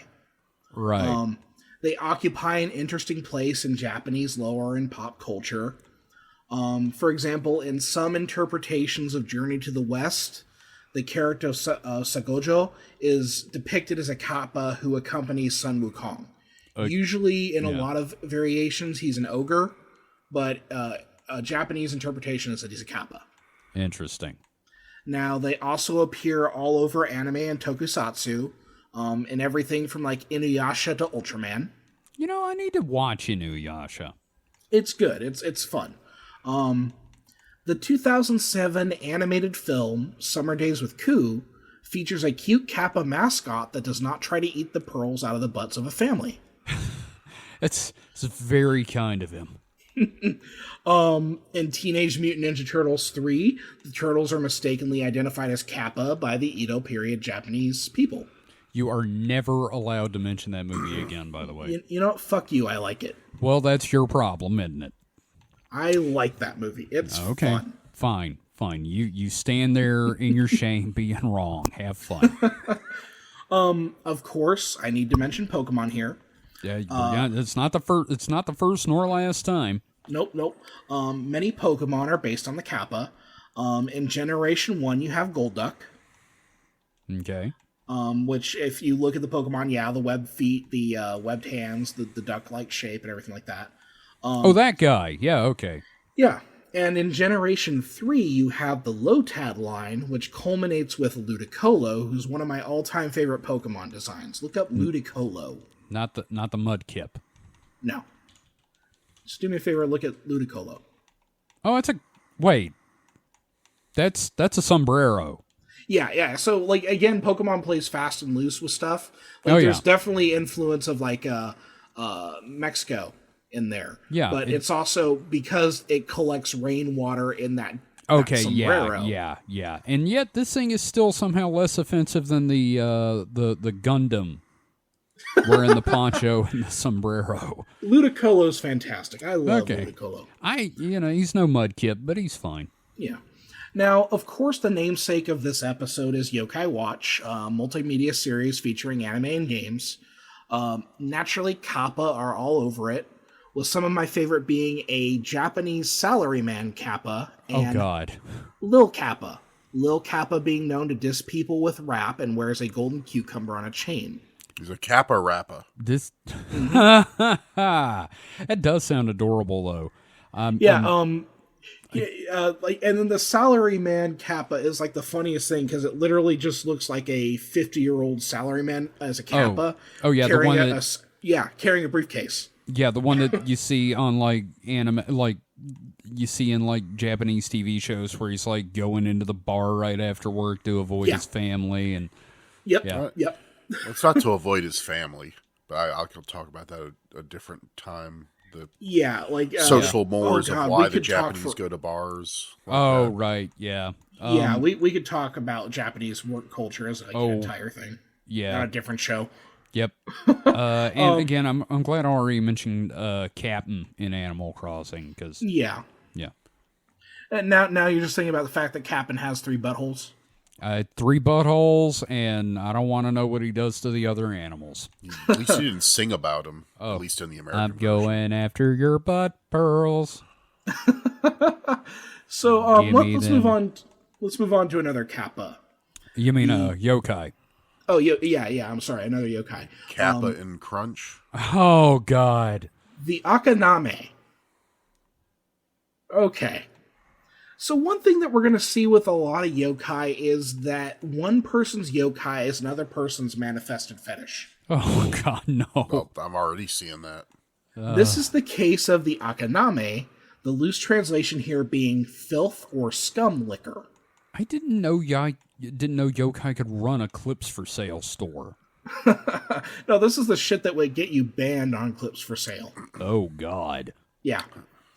These small, goblin-like yokai derive their name from the word aka, referring to the dead skin on a person's body, or more to the point, the accumulation of dead skin in the form of scum or even mildew that can be found on the fixtures of toilets and bathhouses. They are known to feature a mop of greasy, slimy hair on their heads and are usually naked. They also tend to have as much grease all over their body as their hair. As Yokai.com puts it, quote, Akaname come in many colors and varieties ranging from a dark mottled green, reminiscent of mold, to the ruddy pink of bed sores. They come in both one-eyed and two-eyed varieties and can have anywhere from 1 to 5 fingers and toes. All Akaname have an extremely long, sticky tongue. They use this to lap up the slime, grease, hair, and other filth found in bathhouses and behind toilets. I've got a very clear mental image of this thing, and I've seen it in documentaries like Otaku no Video, and it makes me sad. I'm sure you've seen one as a customer at the liquor store. I've seen it at Walmart for damn sure. Now, the Akaname might best correlate with vermin, such as like when they scatter like roaches when exposed to light, and they prefer like dank and filthy homes. Of course they do. So yeah, the scum liquor, that's fun. Oh, God. Now, in Slavic mythology, you might find a parallel in the Banik, usually described as a small, naked old man with a long beard who occupied the sauna-like baths. Oh, God. He does not appear to be nearly as deviant as the Akaname, though. Oh, good. So, like, what is the point of this fucked up toilet liquor? Do you gentlemen have any theories before I kind of get into it? I don't know, just fucking pervs. Yeah, I got nothing. This is probably one of the most depraved things that we've ever talked about. That's saying something. Yeah. So one idea is that the Akaname is kind of a metaphor or a warning about cleanliness. It has also been theorized that there is a connection to Buddhism here. Okay. Supposedly, the yokai could represent preoccupation with Buddhist thought to such a degree that one lets the material world fall to the wayside. So, like, do not be so preoccupied that you forget to care for your space, as it were. Now, Mike, you said something a second ago about the obsession. I'm saying Japanese traditionally seem to be very cleanly-minded. Oh, yeah, like society. Like, yeah, I remember reading shoes and Yeah. I remember somebody saying that their Japanese wife said if he cleaned his sneakers in the washing machine, she would throw the washing machine out and get a new washing machine. And yet I recall seeing a hentai clip where a Japanese woman poops bananas from her butthole. That's the whole thing about fetishes, right? You know, it's things that are deemed... The nastier it is in society, the more fetishized it is. I will also say that if someone threatened me with, if you don't wipe your ass, the greasy perv down the street is going to come lick your toilet, I'd fucking bathe after every shit. You just feel unclean for the rest of your life. Yep, pretty much. And the fact that it's nude. I think, like licking the toilets, like if it was wearing something, like a little hazmat suit, I'm like, okay, well, that's just your even method. A loincloth. Yeah, like even putting a fucking loincloth on the thing. The fact that it's licking it is just, bad. Now, you know what sucks is, it reminds me... Tell me what sucks about the shit-licking goblin. It reminds me of a scene in Golden Boy. You know, I mean, probably. Japanese definitely have a fetish for toilet goings. Mm-hmm. Yep. Just like, Germans and toilet goings and Brazilians and toilet. Why is it with people in toilet things? Although I answered that question already because you kind of did. The more taboo it is, the hotter it is for some people. Yeah, that's like foot fetishes over there. Yeah. Foot fetish is like vanilla. Tame over there. Yeah, but still, they don't like feet. Yeah.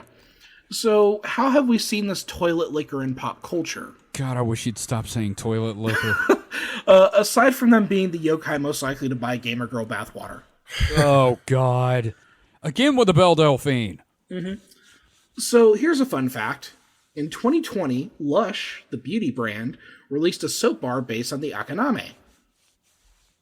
This is the product description. I don't like where this is going. Quote, "Don't be scared. Akaname might look intimidating, but this bath time buddy is here to leave you feeling clean and content. Just crumble this wild eye packaging-free bar under running water for heaps of happy bubbles. Then seat deep in the tub and feel uplifted and energized with a 1-2 punch of lime and Sicilian lemon oils. See? Nothing to fear but some sweet citrus-scented foam." Yes, ladies, soak in the leavings of the horrid shit liquor. God. I feel I want to see the moment where someone's in the bath and they've got their little toilet liquor bath bomb. Oh God! And then they're just on their phone and they're like, Akaname, that sounds kind of cute. Let me look it up. And just horror on their face. That's not where I thought you were gonna go. I'm picturing those photos you see on Instagram of like some lady will be in the bath and it's a photo of their cat looking at him, panicked, and it's like he's trying to save me. It's like, okay, imagine that, but it's this horrid, greasy motherfucker looking like you done with that yet? I'm gonna do a shirt. It's gonna be like a cute lady in a tub, and then there's like an Akaname to the side with a straw in the tub water. Oh God, no! You're not selling it in our store. Oh, come on. Oh, God. Come on. Human smoothies. Akaname's favorite. Fuck off. Now, so some pop culture references here. In Pokemon, the adorable Lickitung and Licky Licky are likely inspired by the Akaname. They're in the Pokedex. They're described as like cleaning things with their tongue, and you've seen Lickitung, right? Yeah, I fucking hate it now. Yeah. In Yokai Watch, we have, these names are just perfect. I hate in Yokai this. Watch, we have the Tub Lappa, which can be evolved into the Grub Lappa. Fuck that. Now, I don't really want to know about any anime that features the toilet liquor imp as a featured player, so I'm good. I think we can move on from here. I would love to, because, like, oh, god damn, dude. Kevin's favorite thing to hate right now. I mean, like, I've told you about the guy that I went to school with, that when we were doing sex and VD education, he asked, can you get AIDS from kissing a bloody toilet seat? And, like, the whole class got quiet and everybody just slowly turned and looked at him. That kid's name, Hiroshi Akaname. No, exchange student from Japan. No, his name was Fred. And I just remember the teacher going, well, Fred, I would like to think if you saw a toilet that was that attractive and covered in blood, you wouldn't kiss it. Because you don't ask that shit unless you did that. What the actual thought fuck, about man? it. Yeah. That's one of those things you hear as a kid that haunts you for the rest of your fucking life. Well, let's move on. Yeah, I had my couple gross ones here. Let's turn to some more, like, goofy ones. Okay, good. Let's talk about the Karakaza Kozo. That's a lot of cuh. Mm-hmm. The Karakaza Kozo, sometimes known as the Kaza Obake or the Karakaza Obake, is a living umbrella. Hey, that's the one you were talking about earlier, isn't it, Mike? Now, we've mentioned the cultural exchange going on between China and Japan, and how Chinese concepts and characters have manifested in Japan through yokai. Uh-huh. And one of the best examples of this cultural exchange is the Karakaza Kozo. Okay. So, this yokai is a transformer, a bakemono, as we discussed earlier in the episode. You have the whole subgenre, the Tsukumogami, accounting for household objects that become yokai. Right. Now, these comical yokai resemble Chinese-style paper umbrellas and feature a large eye and a long tongue. Now, they are also known to hop around on one or two legs, and sometimes they even have arms. Now, for the most part, they tend to be harmless pranksters with a penchant for sneaking up on humans and licking them. Some sources have suggested they may be an omen of bad weather.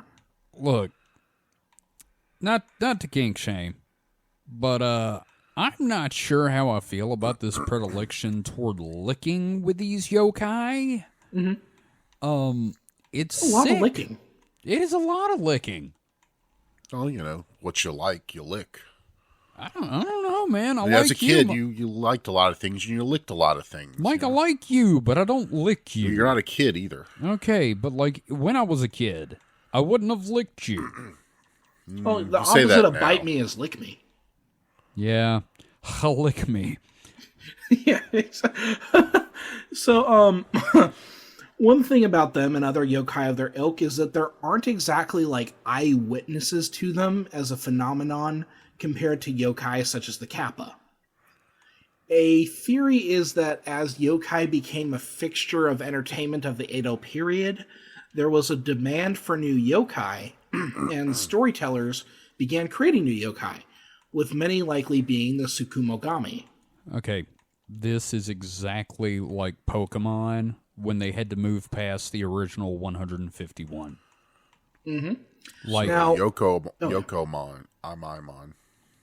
Yokaimon? Yokaimon. Yeah. Well, and so many Pokemon. All. Yeah, so many Pokemon are just like designed after yokai stories. Well, they were. Now it's like the artist threw up on paper and drew eyes on it. But yeah. No, a lot of them still are. Okay. Like, all right. The Pokemon that people tend to complain about most are the ones that are just basically objects. But we're discovering that's got a basis.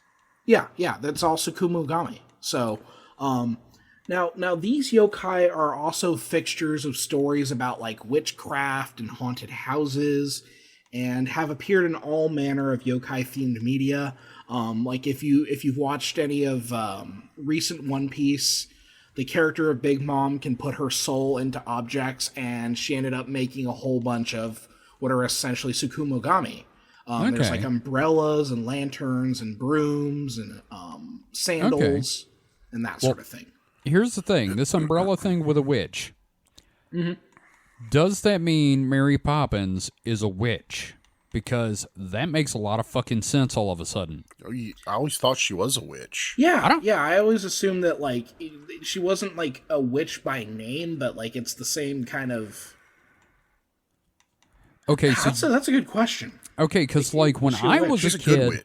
when I was a kid, I didn't have the word for it, but I assumed, like, bizarre ancient elder god come back to torment children, but... So you see this wonderful, like British nanny. Actually, she was good. Yeah, that's true. She was she was like Nodens, and then like Nanny McPhee or whatever her name is like Cthulhu. What does it say about you that this wonderful British nanny who comes and gets this family to love each other again, the first thought you have is, oh, it's some sort of Lovecraftian entity? Because her mannerisms and the authority she exuded felt like some form of deity.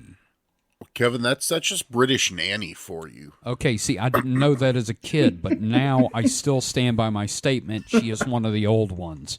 Listeners, please weigh in on the Discord. Is Mary Poppins a witch? Yes or no? Is she a witch or an elder thing?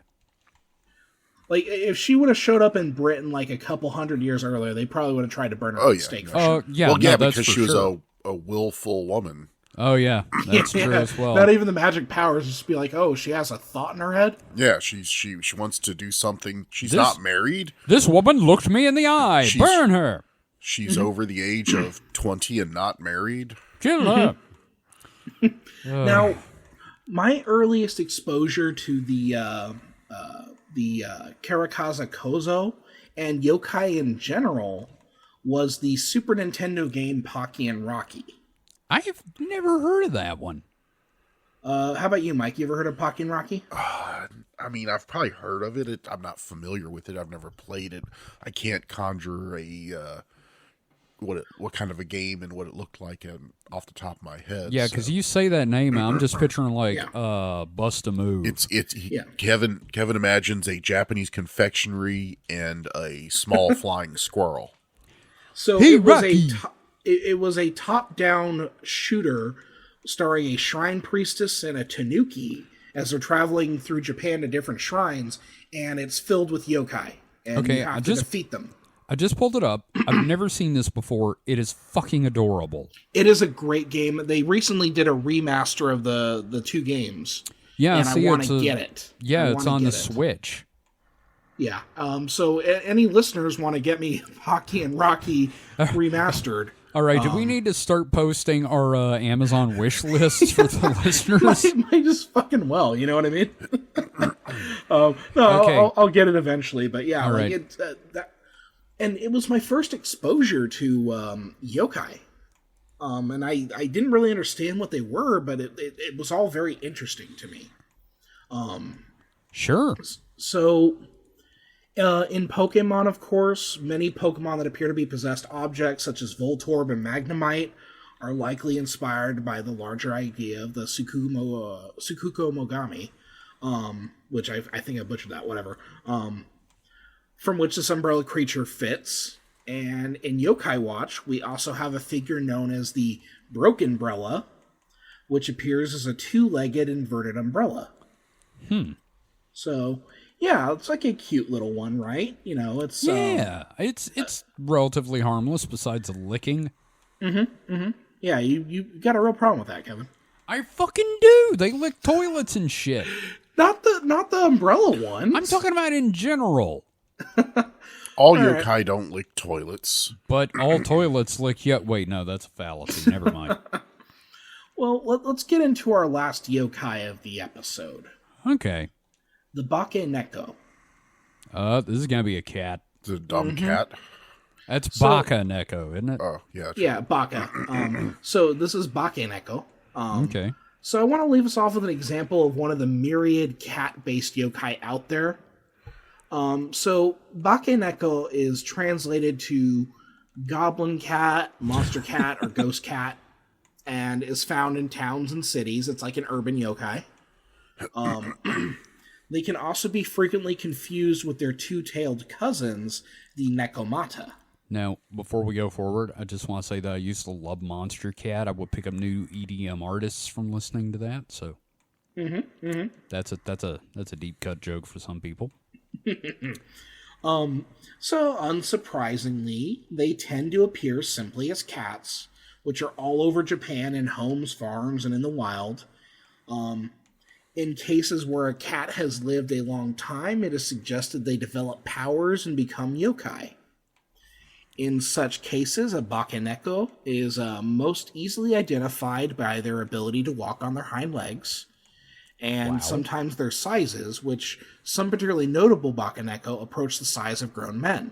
Jesus. Sometimes their tails grow longer than normal, which is going to be important in a moment. Okay. Now, a lot of the weirdness associated with the bakeneko comes from cats being weirdos. Well, yeah. Yeah. Like, their agility and flexibility, the way their eyes can change shape and appear to glow, the fact that you could be shocked by one because of static electricity. All right. Yep. I have a story about that. Yeah. It's winter and dry here, drier than normal in the south. So, and when I pet Ginger, sometimes I can feel, the static building up, and I'll just hold my finger out and she'll go to sniff my finger, and it zaps her on the nose. Oh no! And she'll recoil, but then I'll do it again and again, and she just doesn't care. It's like sometimes she doesn't have the orange cat brain cell. So I just like to torment her by zapping her on the nose. You're everything wrong with it. No, everything wrong with her is Ginger. But she keeps doing it, and she if she knew what was going on, she'd be mad. But she just doesn't know what's going on. That's fair. I don't think it actually hurts her. Yeah, it doesn't hurt her. It just shocks her, literally and figuratively. Yeah. Yep. So their aloof nature is another big factor here as well, as you can never quite sure if you have a cat figured out, as the numerous claw and bite marks on my arm indicate. Oh, yeah. No, yep. same. No, I know the pain of being a cat wrangler. I remember the time Zelda ran out the door, and we had to chase her, and we spent about 30 hours chasing, or not 30 hours, 30 minutes. Holy shit! Yeah, 30 minutes chasing her around the apartment complex, and she had crawled under a car, and Holly distracted her on one side. I snuck up from behind, grabbed her, and I held her tight, and she bit down so hard on my finger that I was feeling that pain for 4 days. God damn. Yeah, it was awful, and I love that cat, but holy fuck, what an asshole. Anyway, yes, a fun example a fun example of this weirdness of the cats in the form of bakeneko is the bakeneko licking lamp oil, which is seen as an omen of impending high strangeness. The reason for this behavior in cats, however, is most easily attributed to the fact that fish oils were used for lamps. Oh, yes. Yeah, okay. I was about to say the fucking licking, but then you said that, and I'm like, okay. Mm-hmm. But, the image of a cat on its hind legs in the darkness of night trying to lick at a lantern is a striking one, which is another example of that whole Nurikabe thing. It's just a weird thing, and you're trying to, put a marker on it. I was about to say, it's not just striking, but fucking weird. Mm-hmm.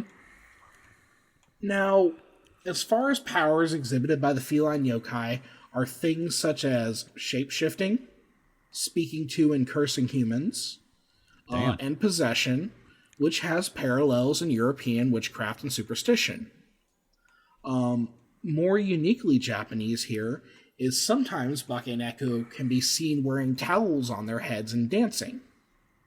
Like at a slumber party?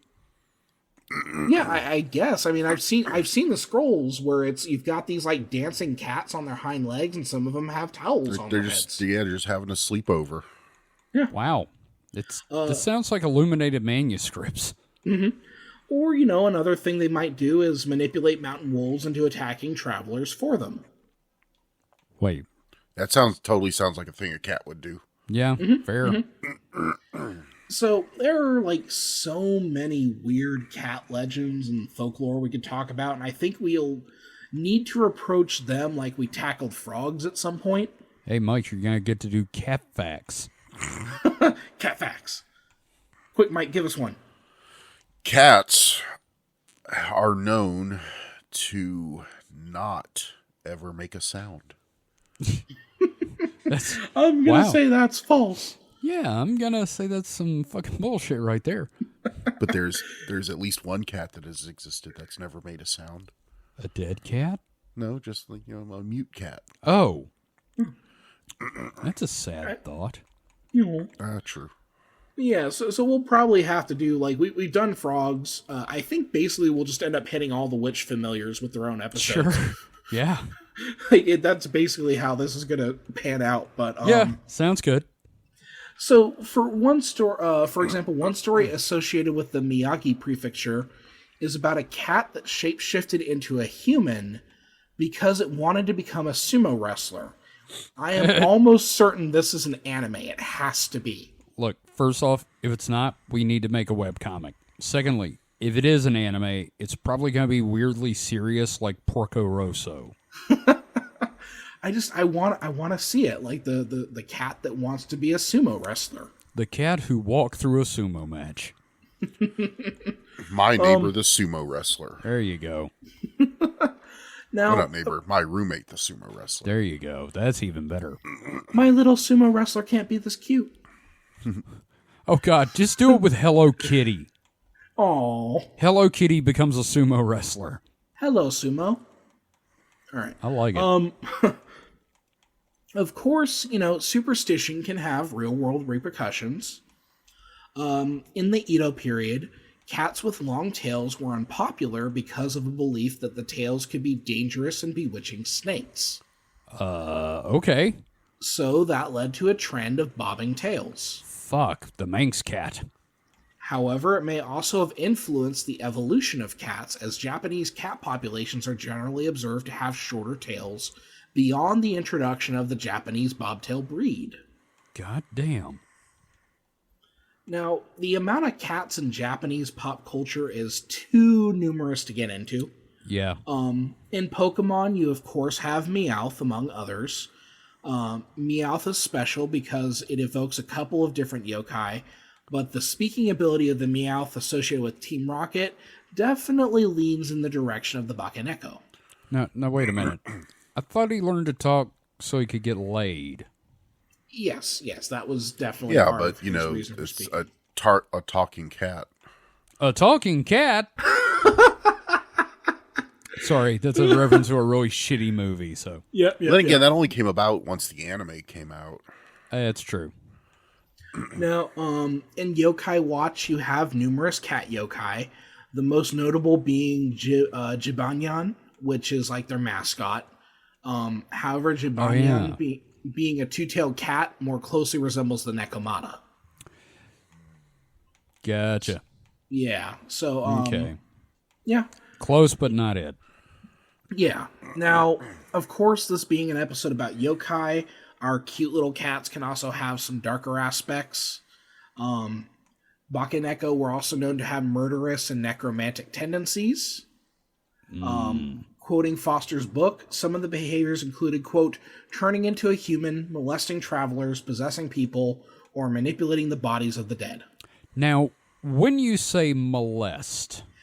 I believe it's molesting in the sense of, like, accosting people. Bothering travelers, not literal... Okay, all right.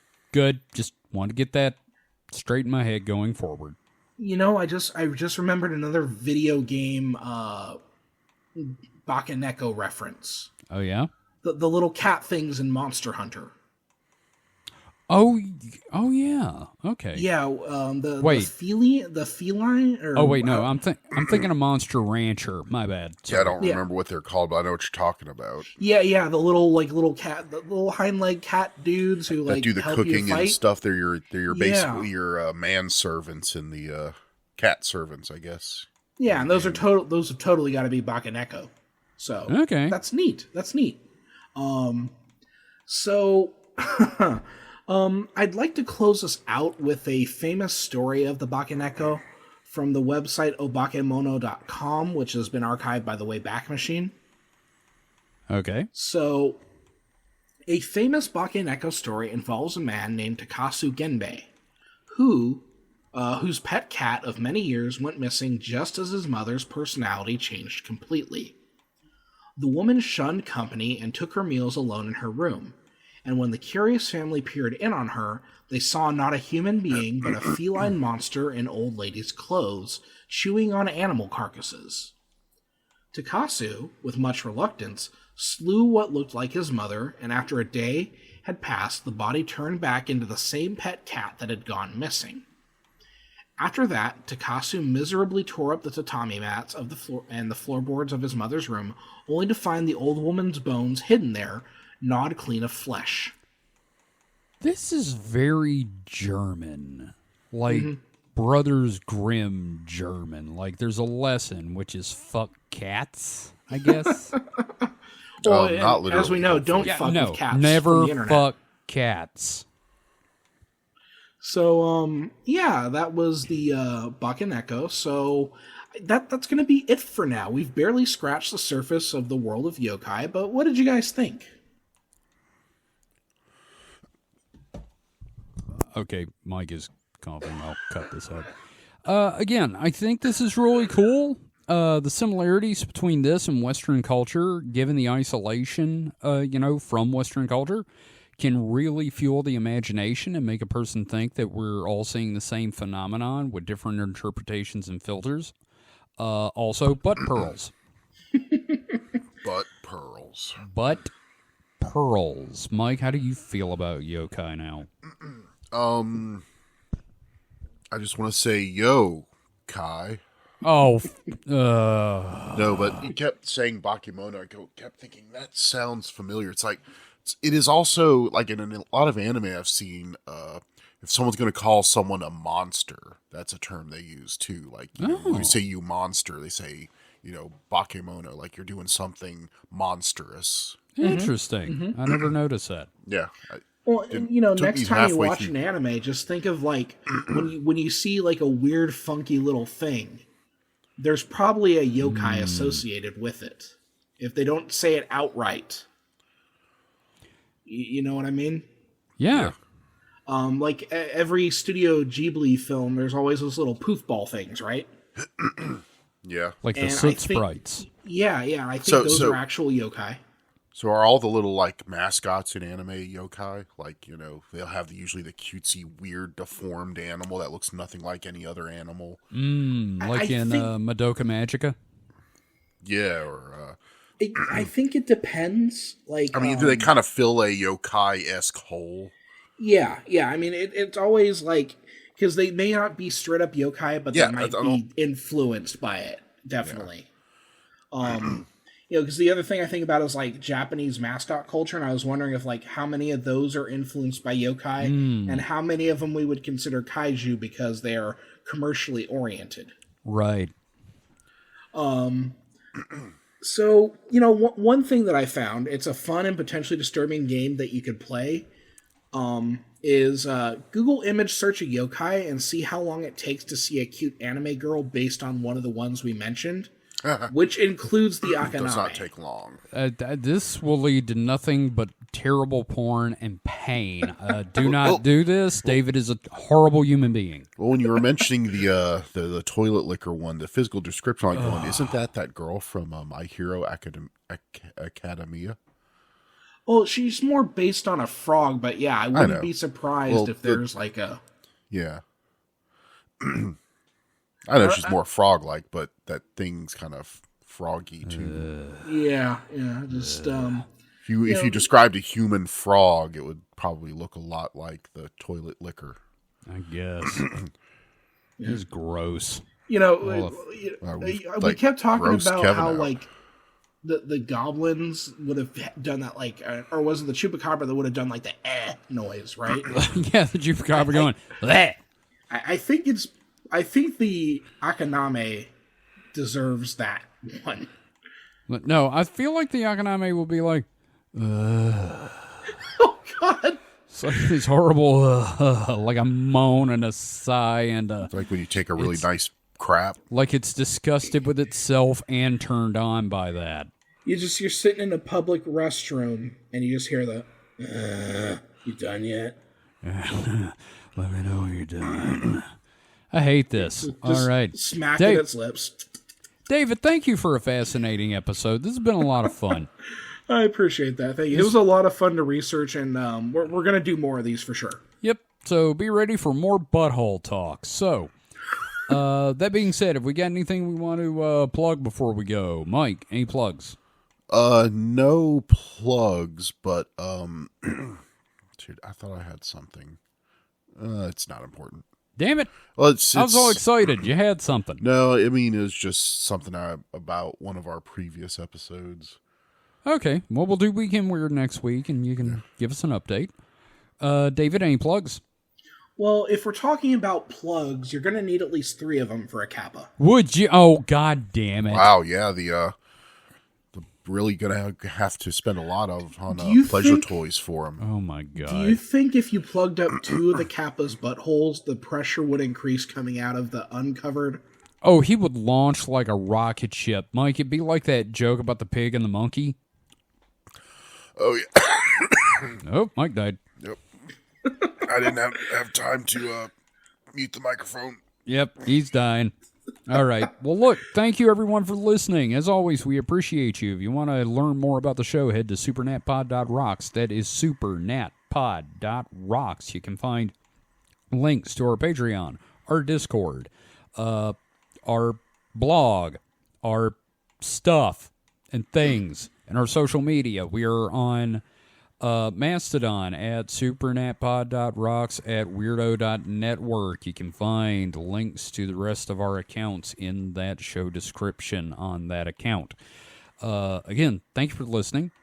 We will see you guys next time for more weird-ass shit, hopefully a little less buttholes and no toilet licking.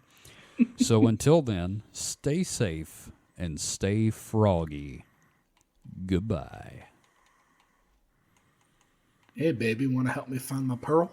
Man.